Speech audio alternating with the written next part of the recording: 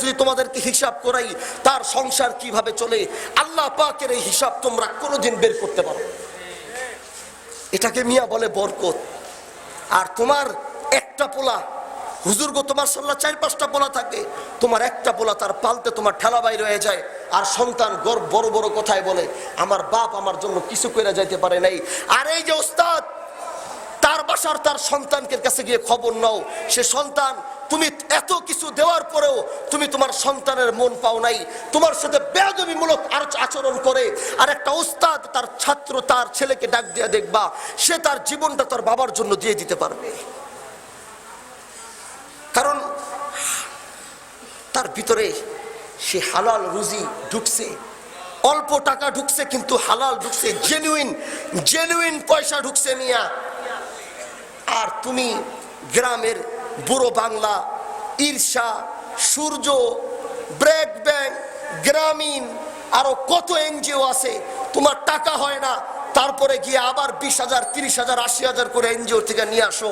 তোমার কেমনে তুমি আশা করো আল্লাহ পাক তোমার ঘরের মধ্যে বরকত দিবে? আমার কথায় হয়তো কষ্ট পাইতেছেন অনেকে, কষ্ট পাইলেও সত্য কথা তো বলতে হবে। কি কষ্ট পাইলেও তো সত্য কথা বলতে হবে। এজন্য আজকে থেকে প্রতিজ্ঞা করেন, আজকে থেকে নিয়ত করেন, আমি আল্লাহ পাকের এই 2টা ওয়াদাকে জীবনে মানব।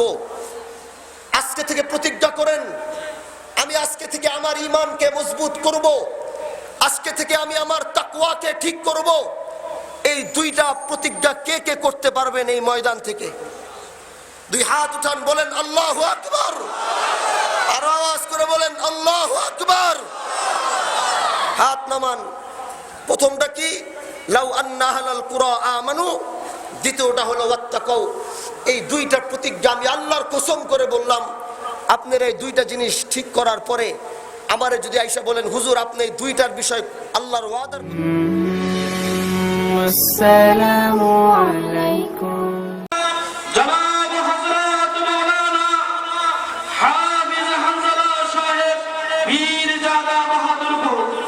আমি হযরতকে তিনার গুরুত্বপূর্ণ আলোচনা পেশ করার জন্য মাহফিল কমিটির পক্ষ থেকে সবিনয় অনুরোধ জানাচ্ছি।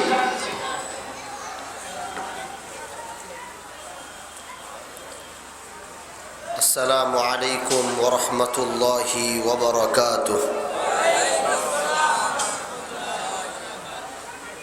বসার পরিবেশটা খুবই বাজে দেখা যাইতেছে।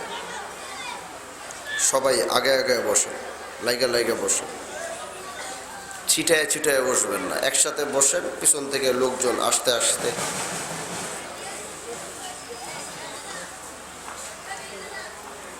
দেখ সবাই দাঁড়ান দাঁড়ান দাঁড়ান। আমরা কেউ আগেই বলা বলছে দাঁড়ান, পিছন থেকে সবাই দাঁড়ান, জোয়ান বুড়া সব মিটা সব দাঁড়ান, কেউ বয়ে থাকবেন না, দাঁড়ান। সবাই কাছে কাছে আসেন, আসেন পিছন থেকে সামনে ঠিক আছে, পিছন থেকে আরো কাছে আসেন। ঠান্ডার সময় একটু লাইগা লুইগা বসবেন, তাইলে একটু গরম লাগবে। আলাদা আলাদা বলে তো ঠান্ডা আরো বেশি লাগবে। আসেন, আরো সামনে আসেন পিছন থেকে। নয়টা পর্যন্ত ঠিক আছে? মইনুদ্দিন, মইন 9টা পর্যন্ত ঠিক আছে? 9টা পর্যন্ত।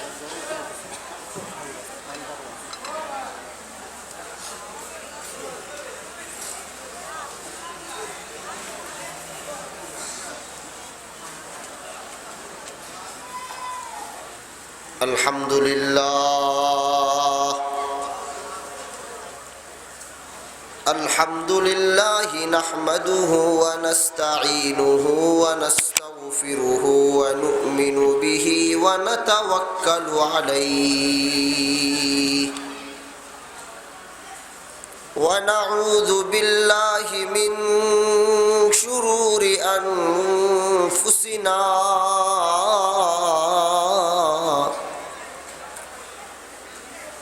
ومن سيئات أعمالنا من يهده الله فلا مضل له ومن فلا هادي له ونشهد أن لا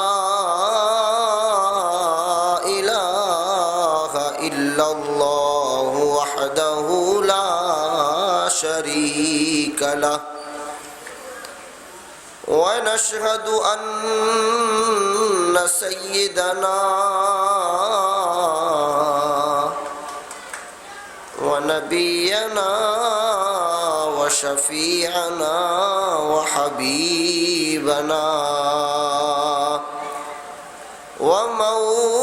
ومولانا محمدا عبده ورسوله أرسله بالحق بشيرا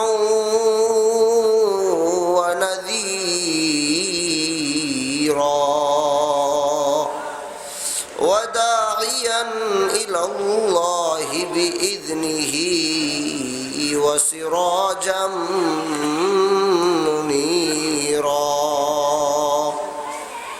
فقد قال الله تبارك وتعالى في كلامه المجيد والفرقان الحميد أعوذ بالله من الشيطان الرجيم لو أن أهل القرى آمنوا واتقوا لفتحنا عليهم بركات من السماء والأرض آمنت بالله صدق الله المولانا العظيم وصدق رسوله النبي الكريم ونحن على ذلك من الشاهدين والشاكرين والحمد لله رب العالمين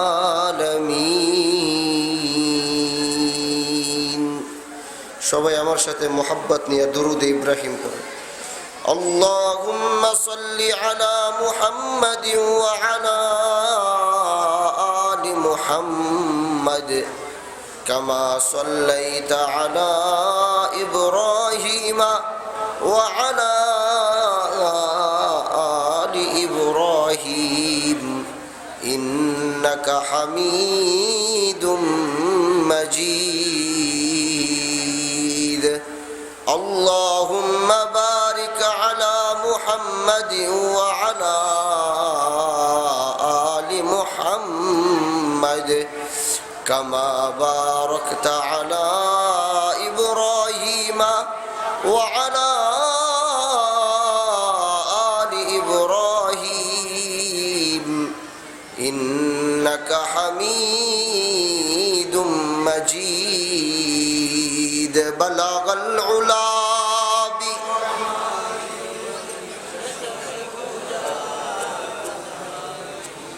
حسنت جميع خصاله صلوا عليه وآله بلغ العلا بكماله كشف الدجى بجماله حسنت جميع خصاله صلوا عليه وآله وأحسن منك لم تر قط عيني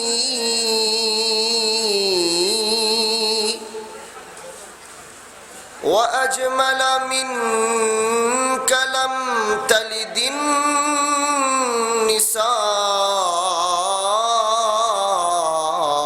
النساء خلقت مبرأ من كل عيب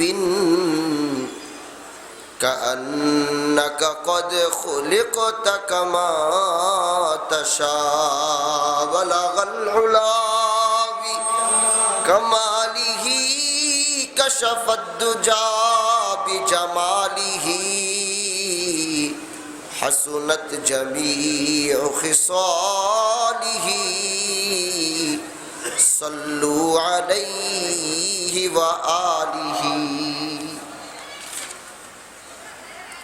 রহমানিয়া ইসলামিয়া মাদ্রাসা ও এতিমখানার উদ্যোগে 13তম বার্ষিকী ওয়াজ ও দোয়ার মাহফিলে উপস্থিত আজকের সম্মানিত সভাপতি, উপস্থিত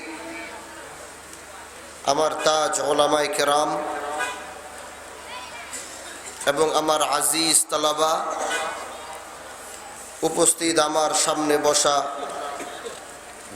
বাহাদুরপুরের আশিকিন, মুহিব্বিন ও বিভিন্ন জায়গা থেকে আগত আমার প্রাণপ্রিয় মুসলমান ভাই ও পর্দার আড়ালে আমার সম্মানিতা মা ও বোনেরা,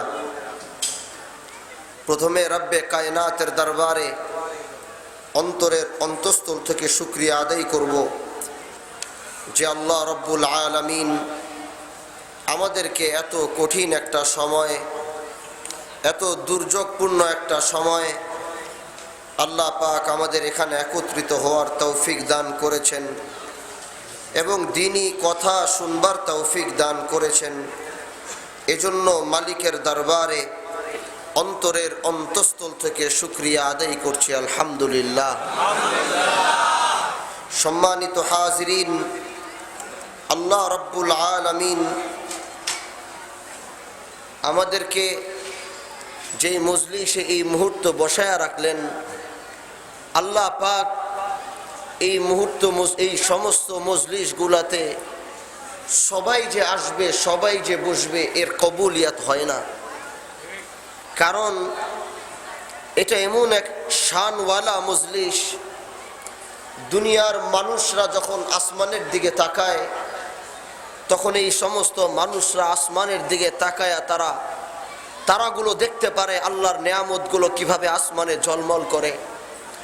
ও মুসলমান, কিন্তু এই সমস্ত দ্বীনি মজলিস, যেই মজলিসে এক আল্লাহর কথা হবে, দ্বীন নিয়ে কথা হবে, ইসলাম নিয়ে কথা হবে, ঈমান নিয়ে কথা হবে, দো জাহানের বাদশাহ সৈয়দুল মুরসালিন খাতামুন নবিয়্যিন রাহমাতাল লিল আলামিন আল্লাহর পয়গম্বরের শান এবং মান নিয়ে কথা হবে, যখন আমরা দুনিয়াওয়ালারা আসমানের দিকে তাকাইলে ওই সমস্ত তারাগুলো দেখি ঝলমল করতে থাকে, ঠিক আসমানওয়ালারা যখন ওই জমিনওয়ালাদের দিকে তাকায় আর এই সমস্ত কোরআনের মাহফিলগুলা যেই যে প্রান্তে হতে থাকে তখন তারা দেখে জমিনের মধ্যে এই সমস্ত মজলিসগুলাই তারার মতো ঝলমল করতে থাকে। সবাই এই মজলিসে বসতে পারে না, সবার কিসমত এমন মজলিসে বসার হয় না। কারণ এই মজলিসে বসলে কি হবে? আপনি বাসার থেকে নিয়ত করে আসছেন যে আজকে আমি কোরআনের একটা মজলিসে বসবো, আজকে আমি একটা মাহফিলে বসবো। উদ্দেশ্য কি? কিছু শিখার জন্য, কিছু ইলম হাসিল করার জন্য, কিছু কথা নিজের জীবনের মধ্যে যেগুলো নাই সেগুলো গঠন করার জন্য। এরকম নিয়ত করেই তো আসছি, তাই না? কি আমার কথা বুঝতে কষ্ট হইতেছে? এরকম নিয়ত করেই তো আসছি। ও মুসলমান, তাহলে ঘর থেকে বের হওয়ার পর নিয়ত ছিল আল্লাহর জন্য, নিয়ত ছিল ইসলামের জন্য, নিয়ত ছিল দ্বীনের জন্য। যদি বাড়িতে এখন ফিরা নাও যাইতে পারেন, এই অবস্থায়ও যদি আল্লাহ পাক মৃত্যু দিয়ে দেয়, তারপরেও মিয়া কিসমত ওয়ালা আছেন, আল্লাহ পাক আপনাকে জান্নাত নসিব করে দিবেন। কারণ আপনার দায়িত্ব এখন দুনিয়ার মানুষের কাছে না। আপনি ঘর থেকে ইলম হাসিল করার নিয়ত করে বের হইছেন, কিছু শিখার জন্য বের হইছেন, আল্লাহ পাকের জিম্মায় এখন আপনি আছেন। এজন্য এই সমস্ত মজলিসগুলোতে যে মানুষরা আসে তারা কিছু শিখার নিয়ত কইরা আসে। কারণ এখান থেকে যদি কোনো সবক না নিয়ে যাইতে পারি তাহলে এখানে কষ্ট কইরা আইসা শীতের মধ্যে কোনো লাভ আছে? আওয়াজ করে বলেন, কোনো লাভ আছে? যদি আপনি কিছু নাই শিখলেন, আমার চেহারা দেখার জন্য আসছেন, নজির সাহেবের চেহারা দেখার জন্য আসছেন, আশিক ইলাই সাহেবের চেহারা দেখার জন্য আসছেন, তাহলে কোন মাননেওয়ালা জরুর কামিয়াব বান সকতা। আপনি জানলেন কিন্তু মানলেন না, এটার মধ্যে কোনোদিন কামিয়াবি হাসিল করতে পারবেন না। কিন্তু জানার পরে সাথে সাথে সেটা আমল শুরু করলেন, সেটার ভিতরে কামিয়াবি পাবেন। সাহাবাই কেরাম তারা পয়গম্বরের একটা হাদিস, তার একটা কথা যদি জানতে পারতো যে অমুক জায়গা থেকে কেউ সরকারে দো আলমের এই কথাটা পয়গম্বরের নিজ মুখের থেকে শুনছে, তখন এটা 1000 কিলোমিটার হোক 100 কিলোমিটার হোক সেটার পরোয়া ছিল না। সাহাবায়ে কেরামরা সাথে সাথে সেখান থেকে রওনা দিতেন, দিয়ে সেই সমস্ত জায়গায় গিয়ে পৌঁছতেন এবং তারা সেটা সংরক্ষণ করতেন। এবং পয়গম্বরের যেই কথাটা সংরক্ষণ করার জন্য গেছে, যখন দেখতো যে না তার সরাসরি পয়গম্বর থেকে আসছে, সরাসরি সেই পয়গম্বরের থেকে এই কথা শুনছে, সাহাবায়ে কেরামরা শুনতেন এবং শোনার সাথে সাথে সেটার উপরে আমল শুরু করতেন। কিন্তু আপনি আর আমি সারা জীবন খালি শুই নাই গেলাম, সারা জীবন খালি শুই না গেলাম, কোনদিন আমলের ধারের কাছেও আমরা নাই। কোন বক্তা কি সুরে ওয়াজ করলো, কে কত সুন্দর সুরে ওয়াজ করলো। এই জন্য আমি বলি মাহফিলে আসলে আগে নিয়ত ঠিক রাখতে হবে, না হলে এই মাহফিলে এসে কোনো লাভ নেই। বলনেওয়ালার নিয়ত যদি খারাপ থাকে বলনেওয়ালারও কোনো লাভ নাই, শুননেওয়ালার নিয়ত যদি খারাপ থাকে তাহলে শুননেওয়ালারও লাভ নেই। কথা আমার বুঝতেছেন আপনারা? কেন? খুব খেয়াল করে শুনেন। আমরা অনেকে নিয়ত করে আসি বাসার থেকে, দেখেন এত শত শত হাদিস, হাজার হাজার হাদিস থাকা সত্ত্বে বুখারী শরীফের প্রথম হাদিসটা কেন ইন্নামাল আমালু বিন্নিয়াত দিলেন? এটার পিছনে কারণ আছে রে বাবা। এই একটা হাদিস থেকে হাজার হাজার হাজার হাদিসের জবাব পাওয়া যায়। যে তোমার নিয়ত যদি সহি থাকে, নিয়ত যদি ঠিক থাকে, আল্লাহ পাক সেটার উপরেই তোমাকে দান করবেন। তুমি যেই নিয়ত করবা আল্লাহ পাক তোমার নিয়তটা দেখবেন। এখন তোমার নিয়তে যদি থাকে হুজুরের চেহারা দেখতে আসছি, সুর শুনতে আসছি, তাহলে তোমার এই মাহফিল আইসা কোনো লাভ নেই। আল্লাহ পাক সবাইকে বুঝার তৌফিক দান করুক, বলেন আমিন। সবাইকে বুঝে শুনে তার উপরে আমল করবার তৌফিক দান করুক, বলেন আমিন। সবাই দুই হাত উপরে উঠায় বলেন তো আল্লাহু আকবার, আর আওয়াজ করে বলেন আল্লাহু আকবার।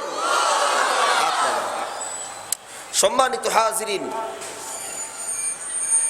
আমি বেশি লম্বা আলোচনা করব না, কিন্তু যতটুকু আলোচনা করি একটু খেয়াল করে শুনবেন। আল্লাহ রব্বুল আলামিন দুনিয়াতে আমাদেরকে পাঠাইছেন, আমাদের রিজিক গুলো বরাদ্দ করা আছে। আল্লাহ পাক আমাদেরকে রিজিক দান করছেন। সেই রিজিক গুলা আমাদের কিছু খাসলত, আমাদের কিছু আমল এদিক সেদিক হওয়ার কারণে আল্লাহ পাকের কিছু মুসিবত বিপদ আমাদের উপর চলে আসে। দেখেন আজকে কত যুবক পোলাপাইন আছে, টাকা কামাইতেছে কিন্তু বরকত পাইতেছে না। আপনাদের মধ্যে অনেকে আছে যারা দুই হাত দিয়ে টাকা কামাইতেছে কিন্তু টাকার ভিতরে বরকত পাইতেছে না। কোটি কোটি টাকা কামাইতেছে, লাখ লাখ টাকা কামাইতেছে, হাজার হাজার টাকা কামাইতেছে, কিন্তু টাকার ভিতরে কোনো বরকত নাই। মানুষ তো চায় যে আমি যাই কামাই যাই করি আমার এটার ভিতরে যেন বরকত থাকে, কারণ হারাম টাকা কোটি টাকা হইলেও সেটার ভিতরে বরকত থাকে না। বরকতওয়ালা 1 টাকা থাকলেও আল্লাহ পাক এটার দ্বারা ওই বান্দাকে অনেক কিছু করবার তৌফিক দেয়, কি তাই না? এক একজন সকাল সন্ধ্যা চাকরি করে, সকালে চাকরি করে রাত্রে ব্যবসা প্রতিষ্ঠানে বসে, কিন্তু বরকত নাই। এবার আল্লাহ পাক তার বান্দার কাছে 2টা ওয়াদা করছে। কয়টা ওয়াদা? একটা ওয়াদা করছে 2 কথার উপরে। কি সেই ওয়াদা? আল্লাহ পাক বলতেছে, বান্দা তোর যদি অভাব থাকে, অনটন থাকে, বরকত না পাস, তুই আমার 2টা কথা মান। তুই আমার 2টা কথা যদি মানুষ, 2টা কথা যদি তুই রাখোস, তাহলে আমি আল্লাহ তোকে ওয়াদা দিলাম।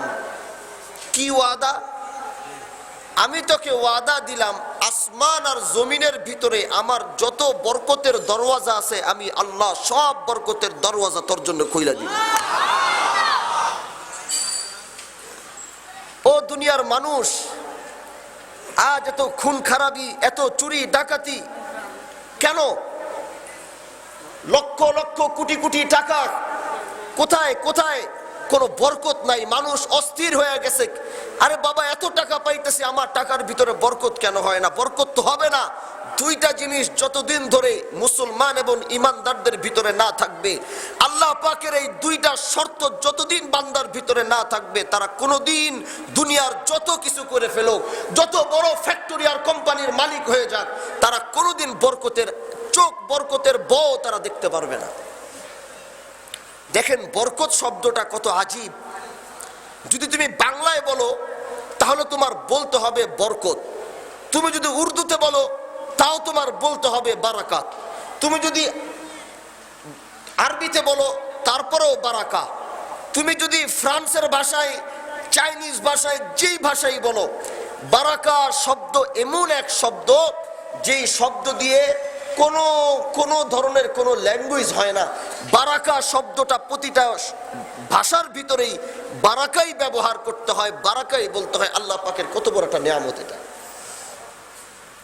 এই বরকতটা কোত্থেকে আসবে? যদি তোমরা দুইটা জিনিসের উপরে আমল করো, দুইটা জিনিস যদি তোমাদের ভিতরে থাকে। এই দুইটা জিনিস জানার দরকার আছে নাকি? দুনিয়ার মানুষ ওয়াদা দিলে এদিক সেদিক হইতে পারে, দুনিয়ার মানুষের ওয়াদা এদিক সেদিক হইতে পারে, যেখানে আল্লাহ পাক ওয়াদা দিবে সেখানে কি এক বিন্দু চুরিমাল আল্লাহর ওয়াদা এদিক সেদিক হইতে পারে? এবার আল্লাহ পাক কি ওয়াদা দেয়? লাউ আন্না আহলাল কুরা আমানু ওয়াত্তাকাউ লাফাতাহনা আলাইহিম বারাকাতিন মিনাস সামাই ওয়াল আরদ। আমার আল্লাহ রাব্বুল আলামিন এবার ওয়াদা দেয়, এবার বান্দারে ডাক দিয়া বলে, বান্দারে কত বরকত খুঁজোস, কোথাও কোনো বরকত পাস না। আমার আল্লাহর এই দুইটা ওয়াদা একটু মান। এবার কি এই দুইটা ওয়াদা? ও মুসলমান, খুব খেয়াল করে মনোযোগ দিয়ে শোনো। আল্লাহ পাকের এই দুইটা ওয়াদার কথা, প্রথমটা হইল লাউ আন্না আহলাল কুরা আমানু আমানু আমানু। আল্লাহ পাকের প্রথম ওয়াদা হইল, বান্দা তুই যদি বরকত চাস তাইলে প্রথমটা হইল তোর ভিতরে ঈমান যে আমি দিছি, ঈমান যে আছে, এই ঈমানকে মজবুত করিয়া ধরতে হবে। আর যদি তুই ঈমান ঠিক মতো মজবুত করিয়া ধরস, এবার আল্লাহ পাক দ্বিতীয়টা বলে আমানু ওয়াত্তাকাউ, দ্বিতীয় হইল তাকওয়া। আমানু ওয়াত্তাকাউ, এবার দুইটার বিশ্লেষণ করতে গেলে অনেক সময় দরকার। আমি আমানু দিয়া খোলাসা বলি, আমার আল্লাহ হুকুম দিছে। কে হুকুম দিছে? আওয়াজ কইরা বলেন, কে হুকুম দিছে? আমার আল্লাহ বলছে বান্দা তুই এটা করবি। আমার আল্লাহর এই কথা শোনার পরে বান্দা আল্লাহর বলছে, আল্লাহ তুমি বলছো, বাস আর কোনো কথা নাই, তুমি বলছো এটা আমি মানবো। আল্লাহ বলছে বান্দা তুই নামাজ পড়বি, তুমি নামাজ পড়বা।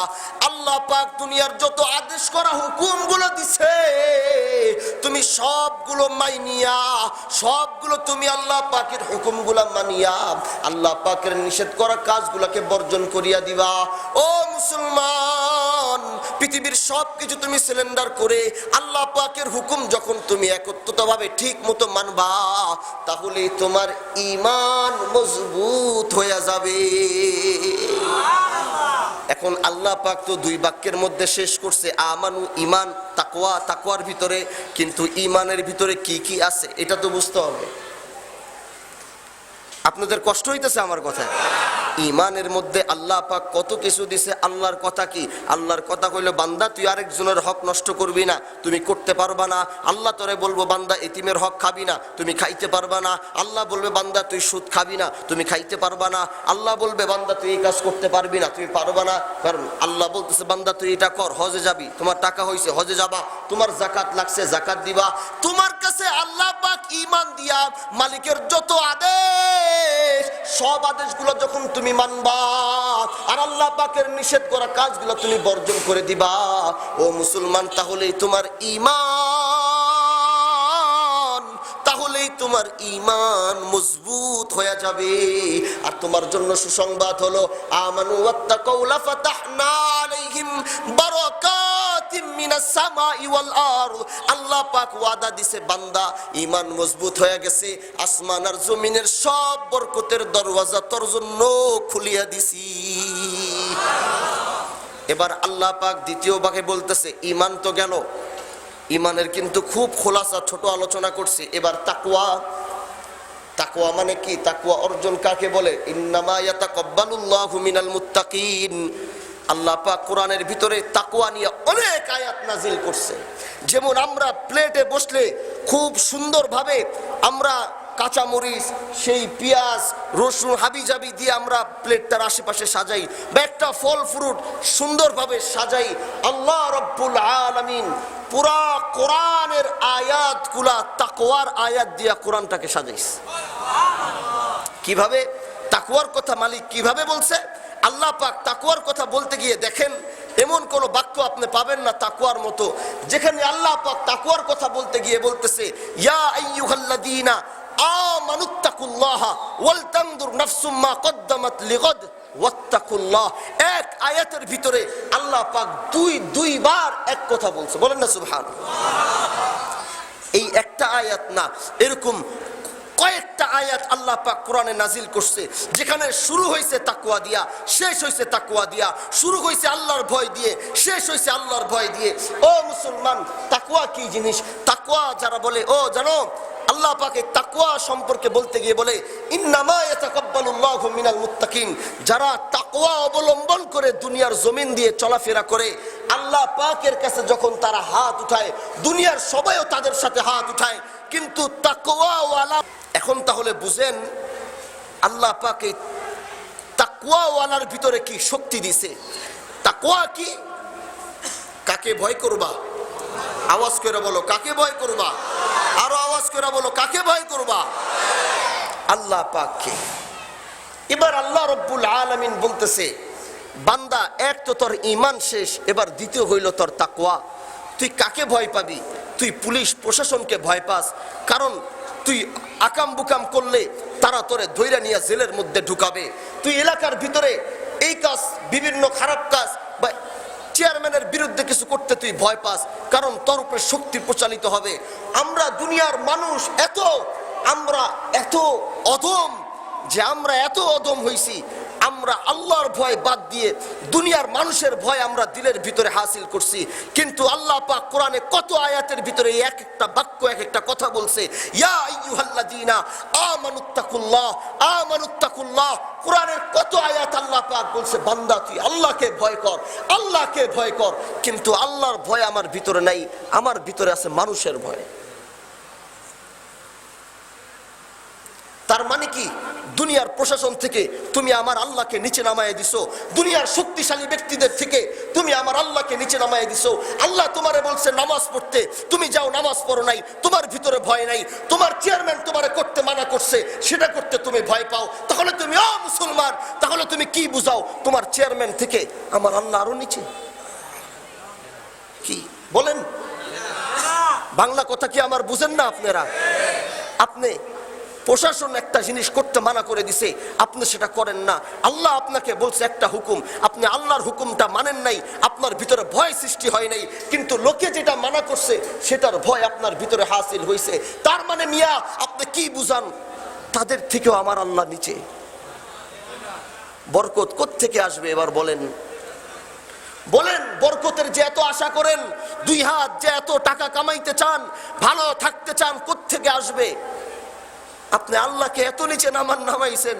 এখন আল্লাহর সামনে প্রশাসন আর এই চেয়ারম্যান, মেম্বার, শক্তিশালী, প্রভাবশালী, অর্থবিদ যারা আছে, যাদেরকে আপনি ভয় পান, তাদেরকেও আপনি আমার আল্লাহকে তাদের থেকেও নিচে নামাই দিছেন।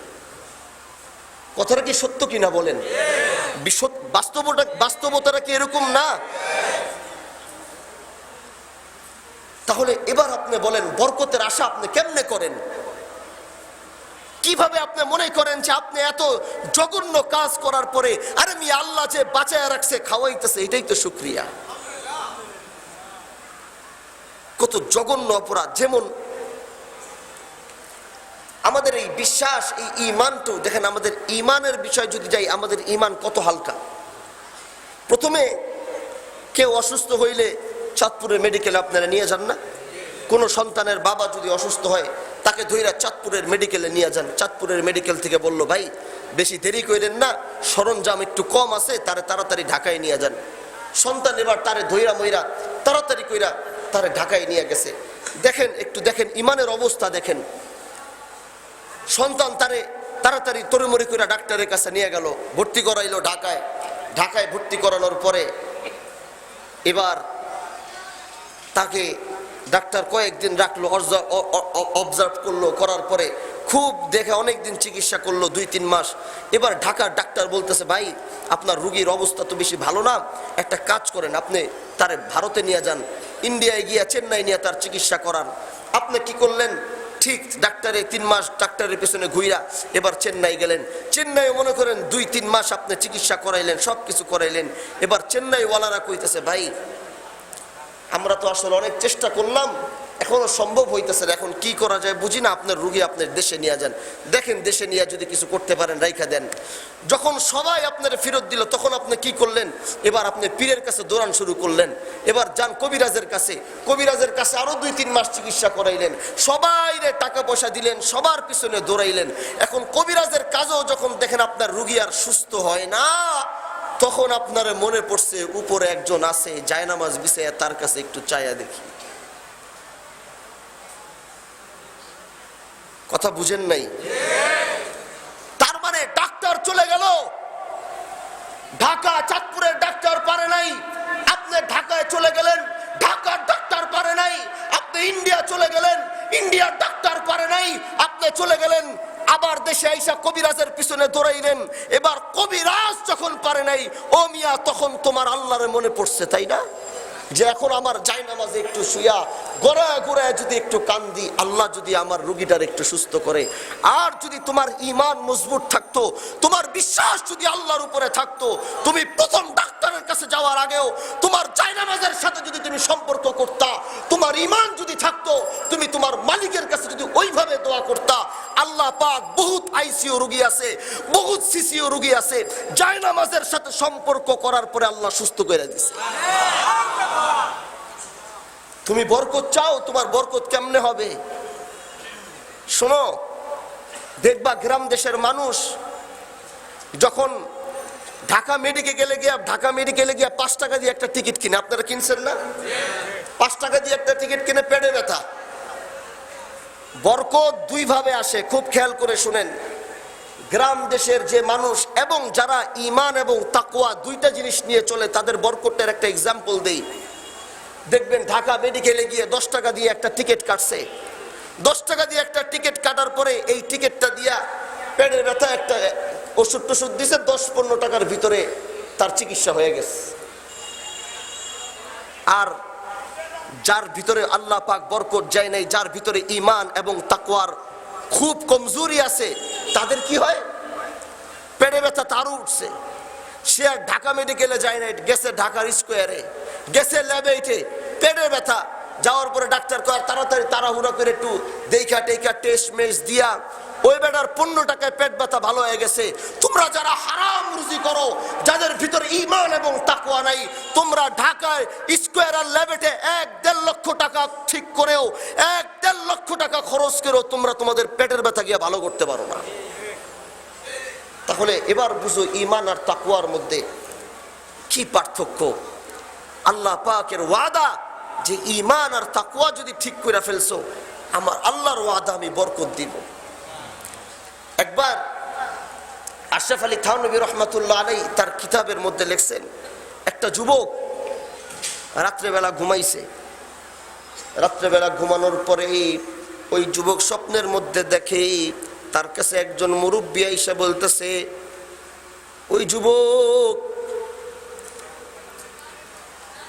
যে তার আশরাফ আলী থানভী রহমাতুল্লাহ আলাইহি বলে সে তার বাবা মার দায়িত্ব নিয়ে নিছে, ভাইরে বলছে, ভাইদের কাছে গিয়ে বলছে, ভাই আমার আল্লাহ পাক যত সয় সম্পত্তি দিছে, আমার সয় সম্পত্তির কোনো দরকার নাই, আমি আমার এই সয় সম্পত্তি তোমাদেরকে ভাগে দিয়ে দিব। কিন্তু তোমাদের কাছে আমার একটা চাওয়া। কি চাওয়া? বাবা মা যতদিন বেঁচে আছে আমি বাবা মার ততদিন খেদমত করতে চাই। যদি তুমি রাজি হও তাহলে এই সয় সম্পত্তি আমার দরকার নাই, আমার এই সয় সম্পত্তি তোমাদেরকে দিয়ে দিলাম। বাবা মার খেদমত পুরোপুরি আমারে করতে দিতে হবে। ভাইরা বলল ঠিক আছে যাও, তোমার খেদমত করার সুযোগ দিলাম। সব সম্পত্তি সব নিয়ে নিছে। এবার বাবা মার খেদমত করে বাবা মার খেদমত করতে করতে বাবা মাও দুনিয়া থেকে একদিন বিদায় নিয়ে চলে যায়। এবার একদিন এই সন্তান ঘুমাইতেছে, ঘুমের মধ্যে দেখে একটা মুরব্বী আইসা তারে বলতেছে, ও যুবক, বাবা মার তো কত খেদমত করলা, বাবা মার কত খেদমত করছো, যাও তোমারে আমি একটা কথা বলি। বলে কি? স্বপ্নের মধ্যে বলে, অমুক জায়গায় তোমার জন্য 100 দিরহাম রাইখে আসছি। কারণ ওই যে সয় সম্পত্তি সব কিছু দিয়ে দিছে, বাবা মাও দুনিয়া থেকে বিদায় নিয়ে চলে গেছে, অসহায়, সংসারের মধ্যে কোনো খাবার দাবার নাই। এবার অর্থে কষ্টে সময় পার করে, টাকা পয়সা অনেক জরুরি, অনেক দরকার। এখন ওই মুরব্বী স্বপ্নের মধ্যে আইছে যখন বলে, ও যুবক, শোন, অমুক পাথরের নিচে অমুক জায়গায় তোর জন্য 100 দিরহাম রাইখে আসছি। 100 দিরহাম মানে অনেক টাকা, বহুত টাকা। এই 100 দিরহাম রে তুই উঠা, যাও 100 দিরহামটা নিয়ে আয়। ওই পাথরের থেকে 100 দিরহামটা নিয়ে আসলে তোর সংসারটা অনেক ভালো চলবে, তোর টাকা জরুরত তোর পুরায়া যাবে। এবার ওই যুবক স্বপ্নের ভিতরে ওই মুরব্বীকে জিজ্ঞাসা করে, চাচা, যে 100 দিরহামের কথা আপনি বললেন, ওই 100 দিরহামের মধ্যে কি বরকত আছে? চাচা এবার বলে, না না না বাবা, ওই 100 দিরহামের মধ্যে কোনো বরকত নাই। এবার ওই যুবক বলে, তাহলে চাচা আমার ওই টাকাও দরকার নাই। ঘুমের থেকে উঠে এবার স্ত্রীর বলে, গতকাল রাতে আমি একটা স্বপ্ন দেখলাম, ওই স্বপ্নের মধ্যে দেখলাম একজন মুরব্বী আইসা আমার 100 দিরহামের কথা বলছে, আর ওই 100 দিরহাম অমুক জায়গার কথা বলছে, অমুক পাথরের নিচে বলছে 100 দিরহাম রাখা আছে। আমি ওরে জিজ্ঞাসা করছি ওই টাকাটার ভিতরে আমার আল্লাহ রাব্বুল আলামিন বরকত দিছে কিনা। কিন্তু চাচা আমারে বলছে ওই 100 দিরহামের মধ্যে আল্লাহ পাক কোনো বরকত দেয় নাই। তখন আমি বলছি, তাহলে এই 100 টাকা আমার দরকার নাই। স্ত্রী বলে, হায় হায়, কি করলা? কেন সংসারের মধ্যে টাকা নেই? কতদিন হয়েছে ভালো কিছু বাজার করতে পারো না? এই 100 দিরহাম আনলে তো আমরা কত ভালো বাজার সদাই করতে পারতাম, আর এই বাজার সদাই করলে সংসারটা কত ভালো করিয়া চলতো। এবার বলতেছে যে না না না, যেটার ভিতর বরকত নাই আমি সেটা কোনোদিন নিতে চাই না। এবার স্ত্রী বলে, আচ্ছা ঠিক আছে, নেওয়া লাগবে না। দেখো মুরব্বীর কথা সত্য কিনা। স্বপ্নের মধ্যে তো অনেক ভাবে অনেক কিছু হয়, বোঝা যায় না কখন কি হয়। দেখো তার কথা কি সত্য কিনা, সে যেই জায়গার কথা বলছে আসলে ওই জায়গার নিচে 100 দিরহাম আছে কিনা। এবার ওই যুবকের ঈমান দেখেন কত কত মজবুত। ওই যুবক বলে, না না না, যে জিনিস আমি নিব না ওই জিনিস আমি কোনোদিন গিয়ে দেখতেও পারবো না। তারপরের দিন যুবক আবার ঘুমাইছে, ঠিক ওই চাচা আবার স্বপ্নের মধ্যে আইসা বলে, ওরে যুবক, বাবা মার কত খেদমত করলি, আর তোর এত সংসারে এত কষ্ট, চিন্তা করিস না, অমুক পাথরের নিচে তোর জন্য 10 দিরহাম রাইখে আসলাম, যা যা যা এই 10 দিরহামটা গিয়া নিয়ে আয়, এই 10 দিরহামটা নিয়ে আয়। এবার যুবক আবার জিজ্ঞাসা করছে, চাচা ওই 10 দিরহামের ভিতরে কি বরকত আছে কিনা? চাচা এবারও বলল, না না না বাবা, ওই 10 দিরহামের ভিতরে কোনো বরকত নাই।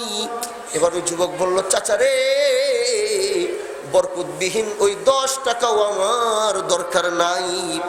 ঠিক আবার সকালে উঠছে, উঠা স্ত্রীরে বলল, স্ত্রী 2 দিন শেষ হয়ে গেছে, 3য় দিন আবার ওই যুবক ঘুমাইছে। আবার ওই মুরব্বী আইসা বলে, যুবক, আয় যুবক, তুই বাবা মার কত খেদমত করলি, কষ্ট করলি, তোর জন্য অমুক পাথরের নিচে আমি 1 দিরহাম রাইখে আসলাম, যা যা যা ওই 1 দিরহামটা গিয়া নিয়ে আয়, কাজে আসবে। এবার আগের মতো ওই যুবক আবার প্রশ্ন করলো, চাচা ওই 1 টাকা 1 দিরহামের ভিতরে কি বরকত আছে? এবার চাচা বলল, হ্যাঁ হ্যাঁ, ওই 1 দিরহামের ভিতরে বরকত আছে। এবার যুবক ঘুম থেকে ওইটা, যেই জায়গার ইশারা করা হয়েছে, যেই জায়গার ইঙ্গিত করা হয়েছে, ওই জায়গার ভিতরে গিয়া এবার দেখে আসলে ওই পাথরের নিচে 1 দিরহাম রাখা। এবার ওই 1 দিরহাম নিচে চিন্তা করে 1 দিরহাম, কিন্তু বলছিল কি মনে আছে যে চাচা এই 1 দিরহামের ভিতরে বরকত আছে কিনা? চাচা কি বলছে? হ্যাঁ হ্যাঁ, এই 1 দিরহামের ভিতরে বরকত আছে। প্রথমে কত টাকার কথা, কত দিরহামের কথা বলছিল? আওয়াজ করে বলেন কত? পরে কত বলছে? এরপরে কত? ও মুসলমান, খুব খেয়াল করে শুনো, 1 দিরহাম ওই যুবক উঠাইছে। এবার 1 দিরহাম উঠানোর পরে আশরাফ আলী থানভী রহমাতুল্লাহ আলাইহি তার একটা বইয়ে লিখে গেছে, 1 দিরহাম যখন উঠায়া এবার বাজারের দিকে যায়, চিন্তা করতেছে 1 দিরহাম যখন দিছে, বাজারে বাসায় কতদিন ভালো বাজার করি না, কতদিন হয়েছে ভালো কিছু বাসায় খাওয়াই না, থাক তাহলে 1 দিরহাম দিয়ে আজকে আমার স্ত্রীর জন্য একটা বড় মাছ নিয়ে যাই, অনেক খুশি হবে। এবার 1 দিরহাম দিয়ে একটা মাছ কিনছে। ওই মাছ কেনার পরে এই মাছটা নিয়ে এখন যখন বাড়িতে গেছে, বাড়িতে যাওয়ার পরে বিবির গেছে, বিবি অনেক খুশি, একটা বড় মাছ, অনেক দিন পর অভাবী সংসারে একটা মাছ কিনে আনছে। বিবি বার কাটতে গিয়া স্বামীরে ডাক দিয়া বলো, স্বামী গো শুনো শুনো শুনো, এইদিকে আসো এইদিকে আসো। বলে কি হয়েছে বলো? দেখো দেখো, মাছটা কাটার পরে মাছের পেটের মধ্যে একটা হীরার টুকরা পাইছি। লাউ আন্না আহলাল কুরা আমানু ওয়াত্তাকাউ লাফাতাহনা আলাইহিম বারাকাতিম মিনাস সামাই ওয়াল আরদ। আমার আল্লাহ যখন বরকত দেয় 100 দিরহাম নিয়ে গেলেও কাজ হবে না। মালিক যখন বরকত দেয় তখন 1 টাকার ভিতরে দিতে পারে কি? এবার ওই আশরাফ আলী থানভী রহমাতুল্লাহ আলাইহি বলে, বাজারে গিয়া যখন ওই হীরাটা যখন বিক্রি করছে, আমার আল্লাহ রাব্বুল আলামিন ওই 1 টাকার ভিতরে যে বরকত দিছে, ওই মাছের পেটের থেকে হীরা নিয়ে বাজারে যখন বিক্রি করছে, ওই যা কিছু আয় রোজগার হয়েছে এটা দিয়ে আল্লাহ পাক তাদেরকে অনেক দিন চালায়া নিছে। ও মুসলমান, যদি বরকত থাকে তাহলে লাখ টাকার দরকার নাই, বরকত হইলে সুদ আর ঘুষের টাকার দরকার নাই। ঈমান আর তাকওয়া নিয়ে যদি বাঁচতে চাও তাহলে 1 টাকার মধ্যে আল্লাহ পাক এমন বরকত দিবে যেটা তুমি নিয়ামত শেষ করতে পারবা না। বলো ঠিক কিনা? ইয়া হারাম টাকার পিছনে পিছনে দৌড়াইতে দৌড়াইতে জীবনটাকে শেষ করে দিলা। একটাবার আল্লাহ পাকের কোরআনের এই আয়াতের দিকে তাকাও নাই, একটাবার দেখতে বুঝতে চেষ্টা করো নাই আল্লাহ পাক কি বলতে চাইছে, আল্লাহ পাক কি বলতে চাইছে। ও মুসলমান, একটাবার বুঝতে চাও নাই। হারাম টাকার পিছনে দৌড়াইতে দৌড়াইতে তোমার দাড়িগুলো সাদা হয়ে গেছে, আজ পর্যন্ত সন্তান আর স্ত্রীকে খুশি করতে পারো নাই। আজ পর্যন্ত সন্তান আর স্ত্রী গিয়ে দেখো এখনো কতজন তোমাদের উপরে নারাজ। এত টাকা দেওয়ার পরেও তোমাদেরকে বলে বাবা আমার জন্য কিছুই করে যাইতে পারে নাই। এত সয় সম্পত্তি রেখে যাওয়ার পরেও তোমার স্ত্রী আজ বলে আমার স্বামী আমার জন্য কিছুই করে যেতে পারে না। এই মাদ্রাসা এতিমখানা না, এটা বাচ্চারা পড়ে না এইদিকে। এই মাদ্রাসার বরকত কি জিনিস নিয়ে আপনাদেরকে বুঝাই, তাইলে বুঝবেন। এই মাদ্রাসায় যে উস্তাদরা চাকরি করে তাদের মাসের বেতন বেশি থেকে বেশি হইলে 6 থেকে 7 হাজার টাকা, কি তাই না? এগুলো এলাকায় নির্মূলিত বেতন। ও মিয়া, বরকত কারে বলে শোনেন, 6 থেকে 7 হাজার টাকা তারা মাসে আয় করে। বাংলাদেশের ঢাকা বাদ দিয়ে বাংলাদেশের অধিকাংশ মাদ্রাসার বেতন, ঢাকা বাদ দিয়ে গ্রামগঞ্জের বেতনই হয় 6-7 হাজার টাকা। এর ভিতরে খবর নিবেন এই উস্তাদ যারা আছে তাদের বাড়িতে কে আছে শুনবেন। কারো বাড়িতে মা বাবা স্ত্রী আলহামদুলিল্লাহ আল্লাহ পাক আলেম উলামাদের খানদান বংশকে অনেক বড় করে, সন্তানাদি বেশি থাকে, 2-3টা সন্তান 4-5টা সন্তান থাকে। বেতন কত? আওয়াজ করে বলেন বেতন কত? বেতন হইল 6 থেকে 7,000 টাকা। এরপরে আবার খবর নিবেন গ্রামগঞ্জের মাদ্রাসার উস্তাদদের বেতন 3, 4, 5, 6 মাস পর্যন্ত বকেয়া থাকে। মাদ্রাসা টাকা নাই, কই থেকে দিব? মাহফিল হয়েছে যে আজকে মাহফিল, যদি কালেকশন হয় কিছু টাকা মাদ্রাসা আসবে, হয় উস্তাদের বেতন দিবে। রমজানের একটা আলহামদুলিল্লাহ মাদ্রাসার কওমি মাদ্রাসার কওমদের টাকা আসে, তখন উস্তাদদেরকে সেখানে এই 2 মাস 4 মাস 5 মাসের বিলগুলা বকেয়া চেষ্টা করে 2, 3 মাস 4 মাস কমানো যায় কিনা। ও মুসলমান, তুমি যে 6 মাস 3 মাস 4 মাসের বেতন বকেয়া বিল থাকে, তার ভিতরে 6,000 টাকা 7,000 টাকা বেতন, তার ভিতরে 3 মাসের বেতন পায় নাই, বাসায় আছে, বাড়িতে তার বাবা, তার মা, তার স্ত্রী, তার সন্তান আদি। জিজ্ঞাসা করে দেখো তো, 3 মাসের 6 মাসের 6,000 টাকা বেতন সে পায় নাই। তাকে বাড়িতে ফোন করে জিজ্ঞাসা করতে বইল, তার পরিবারকে আল্লাহ পাক একদিন না খাওয়ায়া, এক বেলা তার পরিবারকে না খাওয়ায়া রাখছে কিনা? তোমার মতো আমার মতো বহু সন্তানদেরকে ঢাকায় ঘুরতে দেখি, হাতের ভিতরে দামি দামি সার্টিফিকেট থাকে, তাদেরকে ঢাকায় ঘুরতে দেখি, তারা চাকরি পায় না। ডিগ্রির কোনো অভাব নাই, কোন ডিগ্রি লাগবে? সমস্ত ডিগ্রি সেই সমস্ত সার্টিফিকেটের মধ্যে উল্লেখ করা। সকাল থেকে রাত পর্যন্ত ইন্টারভিউ দিতে থাকে, ইন্টারভিউ দিতে দিতে সকাল থেকে সন্ধ্যা হয়ে যায়, তারপরও গিয়ে চাকরি পায় না। অভাবে সংসার চলে না। আর এই সমস্ত মাদ্রাসার উস্তাদদের দিকে তাকাও, যাদের ঈমান ও মজবুত আছে, যাদের ভিতরে তাকওয়া আছে, 6 মাসের বেতন বকেয়া বিল থাকা সত্ত্বেও, ও মুসলমান, তার বাড়িতে তার ঘরের বাবা মা স্ত্রী সন্তান সহ আল্লাহ পাক এক বেলাও না খাওয়ায় রাখেন না। এবার তোমরা জিজ্ঞাসা করতে পারো, হুজুর বেতন হইল 7,000, 3 মাস বেতন পায় না, তাহলে সংসার চলে কেমনে? এত টাকা কই থেকে আসে? যদি তুমি আমার কাছে এই হিসাব চাও, তুমি যদি সেই মাদ্রাসার উস্তাদের কাছে গিয়ে এই হিসাব চাও, তুমি যদি সেই হিসাব মাদ্রাসার প্রিন্সিপালের কাছে চাও, আমি আমার নিজের পকেটের টাকা দিয়ে তোমাকে ক্যালকুলেটর কিনে দিব।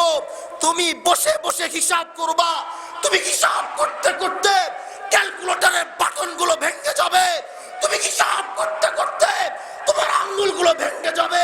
আল্লাহ পাকের বরকতের হিসাব কিয়ামত পর্যন্ত তোমরা করতে পারবে না, করতে পারবে না। ও মুসলমান, কিয়ামত পর্যন্ত তোমরা হিসাব করবা। ফ্যাক্টরির ক্যালকুলেটর কোম্পানি বন্ধ হয়ে যাবে, তোমাদের কাছে ক্যালকুলেটর বেচতে বেচতে তোমাদের মধ্যে যত শিক্ষিতরা আসো, যত অর্থ সম্পদ যারা আসো, যত শিক্ষিত হও না কেন, লক্ষ লক্ষ ক্যালকুলেটর দিয়ে যদি তোমাদেরকে হিসাব করাই, তার সংসার কিভাবে চলে, আল্লাহ পাকের এই হিসাব তোমরা কোনোদিন বের করতে পারো। এটাকে মিয়া বলে বরকত।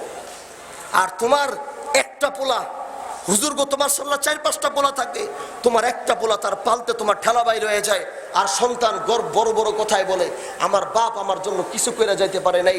আর এই যে ওস্তাদ, তার বাসার তার সন্তানকে কাছে গিয়ে খবর নাও, সে সন্তান তুমি এত কিছু দেওয়ার পরেও তুমি তোমার সন্তানের মন পাও নাই, তোমার সাথে বেয়াদবিমূলক আচরণ করে।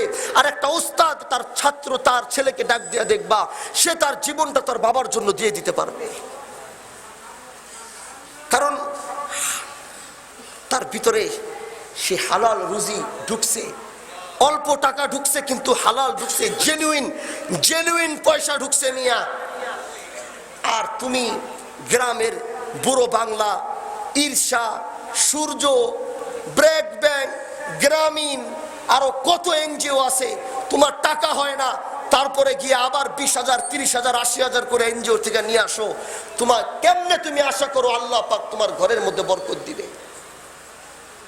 আমার কথায় হয়তো কষ্ট পাইতেছেন অনেকে, কষ্ট পাইলেও সত্য কথা তো বলতে হবে। কি কষ্ট পাইলেও তো সত্য কথা বলতে হবে। এজন্য আজকে থেকে প্রতিজ্ঞা করেন, আজকে থেকে নিয়ত করেন, আমি আল্লাহ পাকের এই 2টা ওয়াদাকে জীবনে মানব। আজকে থেকে প্রতিজ্ঞা করেন, আমি আজকে থেকে আমার ঈমানকে মজবুত করব, আজকে থেকে আমি আমার তাকওয়াকে ঠিক করব। এই দুইটা প্রতিজ্ঞা কে কে করতে পারবেন এই ময়দান থেকে? দুই হাত উঠান, বলেন আল্লাহু আকবার। আর আওয়াজ করে বলেন আল্লাহু আকবার। হাত নামান। প্রথমটা কি? লাউ আন্না আহলাল কুরা আমানু। দ্বিতীয়টা হলো ওয়াত্তাকাউ। এই দুইটা প্রতিজ্ঞা আমি আল্লাহর কসম করে বললাম, আপনারা এই দুইটা জিনিস ঠিক করার পরে আমারে যদি আইসা বলেন হুজুর আপনি এই দুইটার বিষয় আল্লাহর ওয়াদার কথা বইলা গেছেন, আল্লাহ পাক বলে ওয়াদা করছে দুইটা জিনিস ঠিক থাকলে বরকতের দরওয়াজা খুলবে। হুজুর আমার দুইটা জিনিস ঠিক হয়েছে কিন্তু আমার বরকতের দরওয়াজা খুলে নাই, ওই দিন থেকে বয়ান করে ছাইরা দিমু। কারণ দুনিয়ার সবার কথা এদিক সেদিক হতে পারে, আমার আল্লাহর লা তাবদীলা লিকালিমাতিল্লাহ, আল্লাহ পাক কোরআনে যে বাক্য একবার উচ্চারণ করছে, যেই কথা আল্লাহ পাক কোরআনে একবার বলছে কিয়ামত কায়েম হয়ে যাবে, কোরআনের একটা উচ্চারণ কেন একটা জবর জের নোক্তা পর্যন্ত কেউ পরিবর্তন করতে পারবে না। আল্লাহ পাকের এই ওয়াদার কথা আপনাদেরকে বলে গেলাম। যাদের অভাব অনটন বরকত পান না, এই দুইটা কথার উপর আমল করেন। আজকে থেকে প্রতিজ্ঞা করেন, আজকে থেকে নিয়ত করেন আমি আমার ঈমানকে মজবুত করব। আজকে থেকে নিয়ত করেন আমি আমার তাকওয়াকে ঠিক করব। পারবেন তো ইনশাআল্লাহ? ওয়াদা দিতেছেন, পারবেন তো ইনশাআল্লাহ? আল্লাহ রাব্বুল আলামিন আজকের এই মজলিসে যে যে প্রান্ত থেকে আসছে, আল্লাহ পাক সবাইকে যেন দ্বীনের জন্য কবুল করে, বলেন আমিন। বাহাদুরপুরের মাহফিলের তারিখ এই যে ফেব্রুয়ারি মাস যে শুরু হয়েছে, এই মাসের 18, 19, 20 ফেব্রুয়ারি। কত? এদিকে বাহাদুরপুর মাহফিলকে কেউ বাধা দিতে পারবে না ইনশাআল্লাহ। তো সেই ক্ষেত্রে 18, 19, 20 ফেব্রুয়ারি বাহাদুরপুরের মাহফিল। এলাকার অনেকে ভুল করতেছেন, অনেকে বলতেছেন 19, 20, 21, অনেকে তারিখ ভুল করতেছেন। সেই জন্য সবাইকে বললাম 18, 19, 20 ফেব্রুয়ারি। কত? মাশাআল্লাহ, চাঁদপুর থেকে অনেক লঞ্চ যায়, অনেক মানুষ যায়। আল্লাহ পাক যদি আবার সুস্থ রাখে, ভালো রাখে, তাহলে বাহাদুরপুরের মাটিতে আবার আপনাদের সাথে দেখা হবে। এজন্য বাহাদুরপুরের যারা ভক্ত, যারা বাহাদুরপুরকে ভালোবাসেন, আমরা আপনাদেরকে সব সময় বলি যে আপনারা অন্তত এটা চিন্তা করবেন না যে বাহাদুরপুর আপনাদেরকে জান্নাতে নিয়ে যাবে। কখনো কি বাহাদুরপুরে কেউ এই কথা বলছে?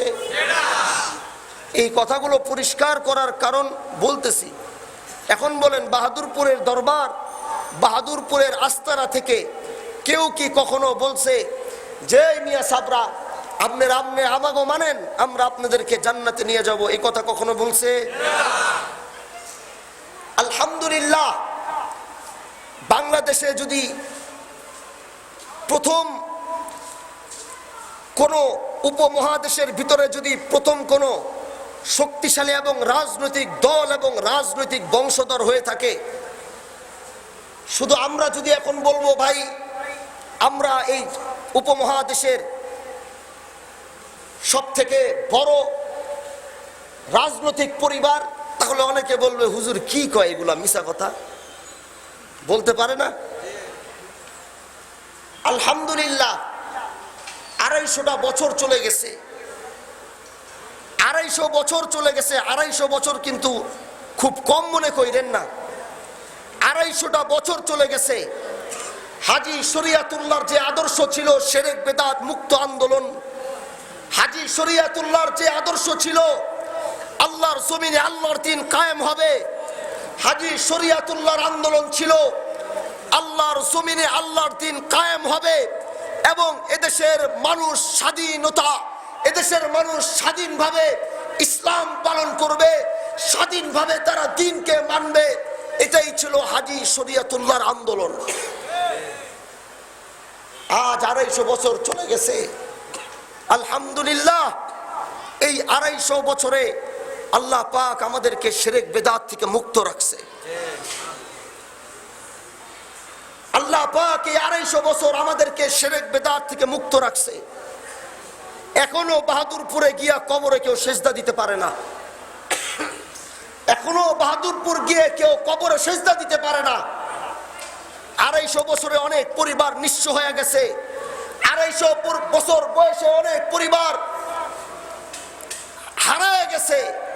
শাহজালাল রহমতুল্লাহ আলাইহির পরিবার আজ খুঁজে পাওয়া যায় না, শাহপুরান রহমতুল্লাহ আলাইহির পরিবার আজ খুঁজে পাওয়া যায় না, তিতুমিরের পরিবার আজ খুঁজে পাওয়া যায় না। তাদের সঙ্গী হাজী শরীয়তুল্লাহর পরিবারকে যেহেতু আল্লাহ পাক 250 বছর পর্যন্ত বাঁচিয়ে রাখছে, তার কারণ হলো আল্লাহ পাক আমাদের দ্বারা ইসলাম এবং দ্বীনের খেদমত নিতে চায়, এই জন্যই বলেন ঠিক কিনা? কিন্তু বাহাদুরপুরের মুরিদানদের আমি হাত পা জোর করে বলি, আমাদের বাহাদুরপুর থেকে আপনারা যে সবকগুলো পান, জিকিরের যে তালিম পান, বয়ানছো ওজিফার, হ্যাঁ, বাহাদুরপুরের পীর দুদু মিয়া সাহেবের ওজিফা কি বাহাদুরপুরে অনেক মুরিদ আছে জানে না। এলাকার ভিতরে 85% বাহাদুরপুরের ভক্ত মুরিদান মসজিদে জিকিরের তালিম হয় না। ফরাইজি আন্দোলন, ফরাইজি যুব আন্দোলনের কোনো কমিটি নাই। এই বিষয়গুলো ইনশাআল্লাহ খুব শীঘ্রই ঠিক হবে। কিন্তু আমি বলি, মুরিদ হিসাবে প্রথম আপনাদের দায়িত্ব অন্তত বাহাদুরপুর থেকে যে সবকগুলো আসে সেগুলো মানা, কি তাই না? হাত পা জোর করে বলি, যেহেতু বাহাদুরপুরের ভক্ত মুরিদা আপনারা বেশি, আপনাদেরকে বলি, আমরা বাহাদুরপুর থেকে আপনাদেরকে বলছি, জান্নাতে নিয়ে যাইতে পারবো না, কিন্তু জান্নাতের পথ দেখাই দিতে পারবো। এটা জান্নাতের পথ, এটা জাহান্নামের পথ বলতে পারবো, বুঝাই দিতে পারবো। এজন্য যারা বাহাদুরপুরের ভক্ত মুরিদান, এলাকার যদি মসজিদের ভিতরে জিকিরের তালিম চালু না থাকে, আপনারা জিকিরের তালিমের ব্যবস্থা করেন। সেটা কিভাবে করতে হয়, এলাকার বাহাদুরপুরের লিড যিনি দেন, যার নেতৃত্বে বাহাদুরপুর আসা যাওয়া হয়, বাহাদুরপুরে টাকা পয়সা পাঠানো হয়, যাদের নেতৃত্বে মুরব্বীদের, তাদেরকে বসে ওলামা ইকরাম ধরেন। না হলে আমাকে বলেন, আমি ওলামা ইকরামের ব্যবস্থা করে দিই, তারা এসে মাসিক ইসলাহি জোর করবে, মাসিক ইস্তেমা করবে, সাপ্তাহিক জিকিরের তালিম দিবে। এজন্য আপনাদের কাছে অনুরোধ, আপনারা এই ওজিফাগুলা ঠিক মতো মানবেন। আমার কাছে যে ওজিফা পীর দুদু মিয়া রহমাতুল্লাহ আলাইহি যে ওজিফা, এটা কত করে তোমরা 20 টাকা করে বাহাদুরপুরের প্রতিটা মুরিদের জন্য, এটাও মানে লাজিম নেওয়া, এটা আপনারা নিয়ে যাবেন, নিজে পড়বেন, সকাল সন্ধ্যা পর্যন্ত কি তালিম আছে সেটা করবেন, এবং ঘরে মা বোনদেরকে পড়াবেন এই ওজিফাটা। মা বোনদেরকে পীর দুদু মিয়া রহমাতুল্লাহ আলাইহির লেখা মা বোনদেরকে নিয়ে দিবেন, তারা যেন পড়ে এবং ঘরের ভিতরে তারা যেন সেটার উপরে আমল করে। পারবেন তো ইনশাআল্লাহ? আর একটা দোয়া আপনাদের কাছে চাই। আলহামদুলিল্লাহ, হাজী শরীয়তুল্লাহর বংশ আবার ঐক্যবদ্ধ হচ্ছে। হাজী শরীয়তুল্লাহর বংশ যেভাবে ঐক্যবদ্ধ হচ্ছে, আমি আমার বাহাদুরপুরের যারা আশিকিন মুহিব্বিন এবং আজকের নৌজওয়ান যারা আছো, তোমাদেরকেও বলি, ঐতিহাসিক একটা পরিবার, যেই পরিবারের ইতিহাস আমার সিলেবাসের মধ্যে পড়ানো হয়, যেই পরিবারের ইতিহাস বই পুস্তকে পড়ানো হয়, আল্লাহ পাক এই পরিবারকে যেহেতু এখনো বাঁচিয়ে রাখছে, আমি আপনাদের কাছে বলি, আমরা যখন ঐক্যবদ্ধ হচ্ছি, আপনাদের কাছে আমাদের আবদার, আপনারাও আমাদের ডাকে সাড়া দিয়ে আপনারাও আমাদের হাতে হাত মিলাবেন। হাজী শরীয়তুল্লাহ যেভাবে ইসলামের পক্ষে কথা বলে গেছে, হাজী শরীয়তুল্লাহ যেভাবে দ্বীনের পক্ষে কথা বলে গেছে, আমরাও কিয়ামত পর্যন্ত যতদিন এই পরিবার বেঁচে থাকবে, হাজী শরীয়তুল্লাহর পরিবার যতদিন বেঁচে থাকবে, তারা ইসলামের পক্ষে কথা বলবে, তাদের আওয়াজ বন্ধ করা যাবে না। বলো ঠিক কিনা? এজন্য হাজী শরীয়তুল্লাহর হাতে, পরিবারের সাথে হাতে হাত মিলিয়ে ইসলামের পক্ষে আপনারা সারা দিবেন তো ইনশাআল্লাহ? ও যুবক, ইসলামের পক্ষে তোমরা সারা দিবা তো ইনশাআল্লাহ? আমরা তোমাদেরকে বলি, আজকের যুবকদেরকে একটা কথা বলি, দেখো আমার যুবক ভাইরা, তোমাদেরকে যে হাত পায়ে ধরে বলি, তোমাদের জীবনের মূল্য হয়তো তোমাদের কাছে অনেক কম, তোমাদের জীবনের মূল্য হয়তো তোমাদের কাছে অনেক কম, কিন্তু তোমার জীবনের মূল্য আল্লাহ পাকের কাছে অনেক বেশি। আমি সব প্রোগ্রামে এই কথাটা বলি। আজকের নওজোয়ান, তারা তাদের লাইফ স্টাইলটা কি মনে করে জানো? তারা মনে করে তারা একটু ইয়াবা খাবে, ফেন্সিডিল কিনে ফেন্সিডিল খাবে, তারা গাঁজা খাবে, এবং এটার মধ্যেই স্বাধীনতা, এটার ভিতরেই শান্তি। আজকাল এই তরুণ প্রজন্ম যারা আছে তারা এটা মনে করে, কি তাই না? আমি সেই সমস্ত যুবক কলিজার টুকরা ভাইদেরকে বলতে চাই, ভাই আমার, তোমার জীবনের মূল্য কি তোমাকে একটু বলি। আল্লাহ রাব্বুল আলামিন যে জওয়ানিটা তোমাকে দিছে, যে জওয়ানিটা তোমার আছে, যৌবনটা তোমার আছে, এই যৌবনটা তোমাকে তোমার স্বাধীনতা মতো চলার জন্য দেয় নাই। আল্লাহ পাক তোমার যৌবনটা ইসলামের জন্য দিছে। কিসের জন্য দিছে? আওয়াজ করে বলেন, কিসের জন্য দিছে? ও যুবক ভাই, তোর এই জীবনটা আল্লাহ পাক ইসলামের জন্য দিছে। আজ পয়গম্বর আরবি সাল্লাল্লাহু আলাইহি ওয়াসাল্লামের বিরুদ্ধে কথা বলে তুই সেটার মোকাবেলা করবি, এই জন্য আল্লাহ পাক তোকে এই যৌবনটা দিছে।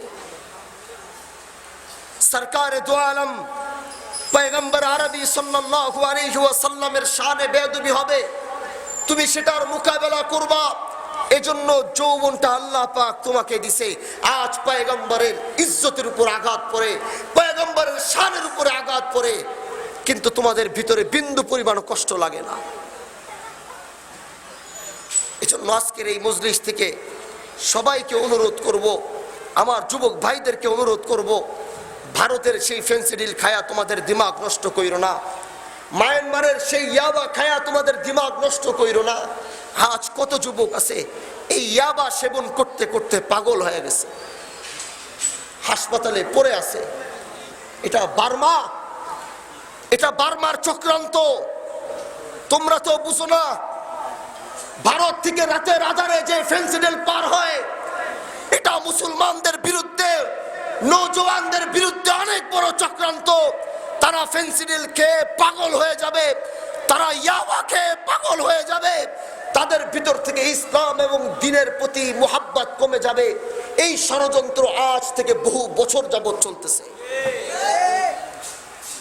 তোমরা কি করলা? তোমরা ঠিক টাকা দিয়ে সেই ইয়াবাটাই কিনো, আর সেই ফেন্সিডিলটা খেয়ে তোমরা তোমাদের জীবনটাকে মূল্য দিলা না। এজন্য আমার যুবক ভাইরা, যেহেতু আমিও তোমাদের মতো যুবক, আমার বয়স হয়তো অনেক কম, আমি তোমাদেরকে বলি, আল্লাহ রাব্বুল আলামিনের দেয়া এই নিয়ামতকে তোমার যৌবন যদি কাজে লাগাইতে হয়, তুমি আজকে থেকে প্রতিজ্ঞা করবা, তুমি আজকে থেকে নিয়ত করবা, আমি যদি আমার যৌবনকে খরচ করব, আমার যৌবন ইসলামের পক্ষে কথা বলবে, আমার যৌবন দ্বীনের পক্ষে কথা বলবে। বলো ঠিক কিনা? আমার যৌবন রাসূলের বিরুদ্ধে যারা করবে, যারা রাসূলের শানে আঘাত করবে, যারা রাসূলের শানে আঘাত করবে, যারা রাসূলের শানে বেয়াদবি করবে, আমার এই শক্তি আমি তাদের বিরুদ্ধে খরচ করব। এই প্রতিজ্ঞা কি করতে পারবা না ইনশাআল্লাহ? কোন কোন যুবক আছো, তোমার এই জওয়ানিটা তুমি ইসলামের পক্ষে কথা বলে বাতিল নাস্তিক মুরতাদদের বিরুদ্ধে তোমার এই যৌবনকে তুমি খরচ করবা? কোন কোন যুবক ভাইরা আছো? ইনশাআল্লাহ পারবা তো? ইনশাআল্লাহ পারবা তো? ইনশাআল্লাহ আবার বলো, পারবা তো? ইনশাআল্লাহ। তোমার এই যুবক, তোমার এই জওয়ানি কারো পিছনে যেন নষ্ট না হয়।